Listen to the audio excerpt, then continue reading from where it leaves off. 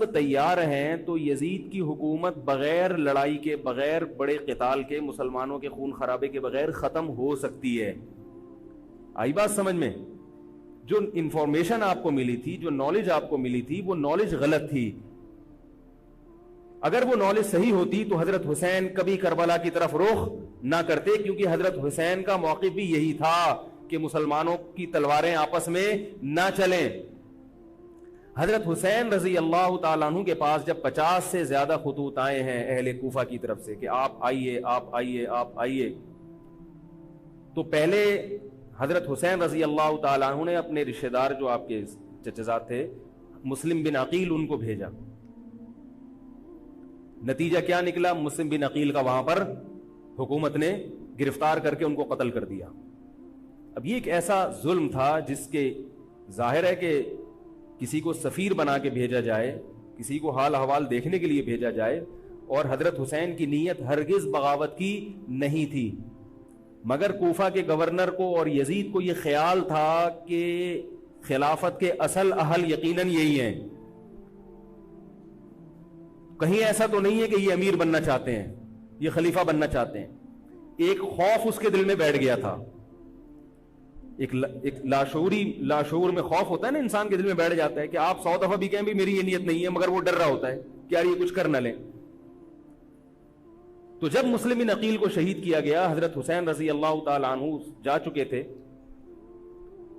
جب حضرت حسین رضی اللہ تعالیٰ عنہ کوفہ کی طرف جا رہے تھے، بہت سارے صحابہ نے آپ کو منع کیا، جن میں عبداللہ ابن عمر رضی اللہ تعالیٰ عنہ بھی تھے، عبداللہ ابن عباس رضی اللہ تعالیٰ عنہ بھی، کہ آپ یہ کام نہ کریں. بعض نے تو کہا کہ ہمیں آپ کی شہادت کا یقین ہے، کیونکہ جس حالات میں آپ جا رہے ہیں حکومت یہ سمجھے گی کہ بغاوت کرنے آ رہے ہیں، لہذا وہ آپ کو کیا کرے گی؟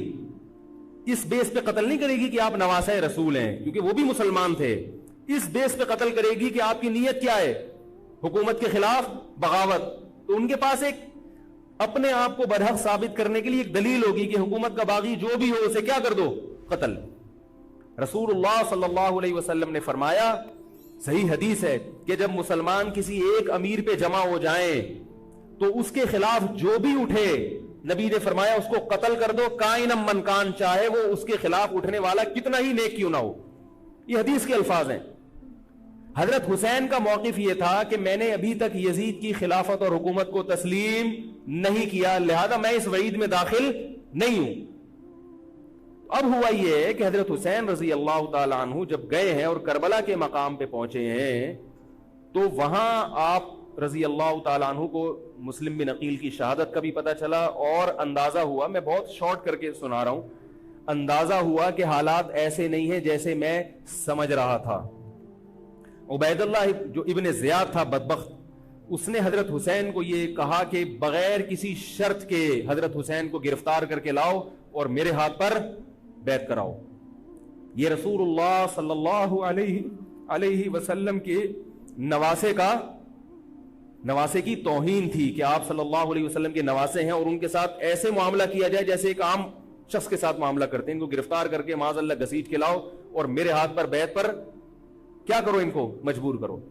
حضرت حسین رضی اللہ تعالیٰ عنہ کا کربلا کے میدان میں موقف یہ تھا کہ میں اگر بیعت ہوں گا تو ڈائریکٹ یزید کے ہاتھ پہ بیعت ہوں گا جو مسلمانوں کا خلیفہ ہے، ابن زیاد کے ہاتھ پر بیعت نہیں ہوں گا. یہ بھی اس تاریخ کا ایک اہم پہلو ہے کہ حضرت حسین نے کوفہ جانے کا ارادہ ترک کر دیا اور کربلا سے شام جانے کا آپ رضی اللہ تعالیٰ عنہ نے ارادہ کر لیا. اور بعض مورخین نے لکھا ہے کہ حضرت حسین جو واپس آ رہے تھے تو وہ کربلا سے گزر رہے تھے، وہ واپسی کا راستہ ہی شام کا راستہ ہے. نہیں یاری بات میرا خیال ہے سمجھ، وہ جس ٹریک پر چل رہے تھے وہ راستہ کون سا ہے؟ وہ شام کو جاتا ہے. یہ اس کی علامت ہے کہ آپ یزید سے ملاقات کے لیے، مذاکرات کے لیے تیار بولو بھائی ہو چکے تھے کہ میں خود براہ راست یزید سے مل کے حال احوال دیکھتا ہوں، اگر مجھے سمجھ میں آئے تو میں اس کے ہاتھ میں بیعت ہو جاؤں گا. حضرت حسین رضی اللہ تعالی عنہ کا مقصد حکومت کے خلاف تلوار اٹھانا بولو بھائی نہیں تھا، ورنہ وہ اس کے لیے تیار نہ ہوتے.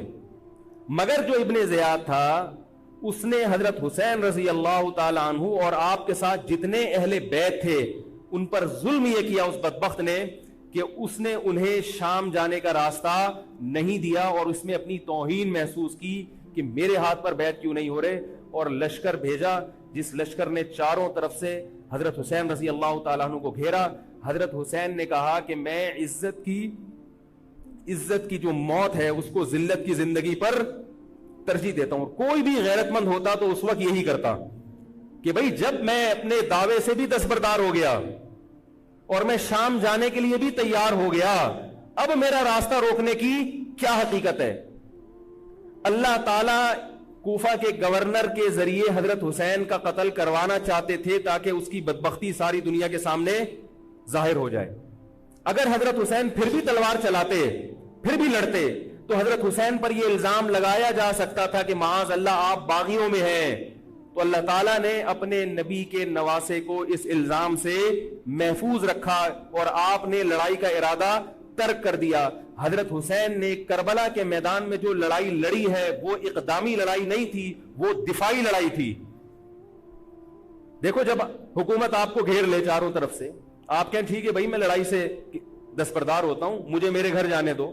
حضرت حسین کا ایک مطالبہ یہ بھی تھا کہ یا تو مجھے واپس جانے دو مدینہ، میں جہاں سے آیا ہوں وہیں جا رہا ہوں واپس، مکہ جانے دو یا مدینہ جانے دو۔ ان کا ایک مطالبہ تھا کہ نہیں، ان کو گرفتار کر کے لاؤ اور زبردستی ہمارے ہاتھ پر بیعت کراؤ۔ یہ ظلم تھا۔ نتیجہ کیا نکلا ہے کہ کربلا کے میدان میں آپ کو گھیر کر آپ کو بھی شہید کر دیا گیا، اور جتنے اہل بیت تھے مرد سوائے امام زین العابدین کے جو حضرت حسین رضی اللہ حضرت حسن کے بیٹے تھے، ان کے علاوہ جتنے بھی اہل بیت تھے ان سب کو قتل کر دیا گیا۔ اور یہ اسلامی تاریخ پر ایک بدنما داغ ہے یہ واقعہ کہ ایک اسلامی حکومت تھی اور اس کے اسلامی حکمران تھے، اور ان حکمرانوں کے ہاتھوں محمد صلی اللہ علیہ وسلم کے نواسے کا سر جو ہے وہ گردن اڑائی گئی ہے۔ مجھ سے خدا کی قسم یہ الفاظ ادا نہیں ہو رہے، میں اپنے جذبات پہ بہت زیادہ کنٹرول کر رہا ہوں۔ وہ منظر کیا ہوگا کہ جب نبی صلی اللہ علیہ وسلم کے نواسے، آپ صلی اللہ علیہ وسلم کے نواسے کی گردن اڑائی گئی ہو، تو یہ بہت ایک اسلامی تاریخ میں ایک بدترین واقعہ ہے۔ لیکن بات یہ ہے کہ جب یہ واقعہ ہو گیا اور قتل کر دیا گیا، باقی جتنے بھی جو زندہ بچے تھے اہل بیت وہ یزید کے پاس لے جائے گئے۔ روایات میں آتا ہے کہ یزید نے ان کا اکرام کیا اور ان کو عزت کے ساتھ تحفے تحائف دے کر واپس کیا۔ یہ جو کربلا کے واقعات میں جو ظلم کی داستانیں اضافی بیان کی جاتی ہیں، اس کا مستند تاریخی روایات سے کوئی ثبوت بولو بھائی نہیں ملتا۔ اب لوگوں نے اپنی دکانیں چمکا لی ہیں، پانی نہیں تھا، کئی دنوں سے کھانا نہیں ملا۔ صحیح روایات سے ثابت ہے کہ حضرت حسین رضی اللہ تعالیٰ عنہ کربلا کے میدان میں وضو کر کے نماز پڑھتے تھے، تو پانی تھا تو، اور بعض نے یہ کہا کہ اہل بیت کی عورتوں کی عزتیں اچھالی گئی ہیں۔ آپ اس طرح کی باتیں کر کے اہل بیت سے محبت کا اظہار کر رہے ہو یا ان کی توہین کر رہے ہو؟ بولو بھائی۔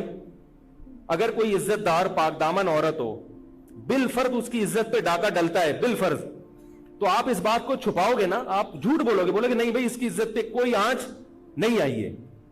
کیونکہ جب عورت کی عزت کو آپ کوئی تار تار کر دے اور آپ ممبر پہ بیٹھ کے اس کو بتا دو، تو وہ عزت تار تار ہونے سے اتنی بے عزتی نہیں ہوگی جتنی اس بات کو بیان کرنے سے اس کی بے عزتی ہوگی۔